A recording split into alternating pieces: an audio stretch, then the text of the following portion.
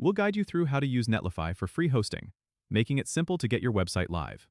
If you find this helpful, consider subscribing and liking the video. First, go to netlify.com and either sign up for a new account or log in if you already have one. Once you're logged in, you'll land on your dashboard. From here, click on the New Site from Git button to start deploying your site. You'll need to connect your GitHub, GitLab, or Bitbucket account with Netlify, so choose the provider where your project is stored. After authorizing Netlify to access your repositories, select the repository you want to deploy. In the next step, Netlify will automatically detect your build settings, but you can customize the build command and publish directory if needed. Then, click on Deploy Site.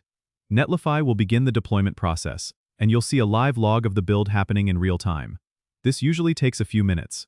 Once the build is complete, your site is live with a random URL assigned by Netlify. You can customize the domain by clicking on Domain Settings and adding a custom domain if you have one.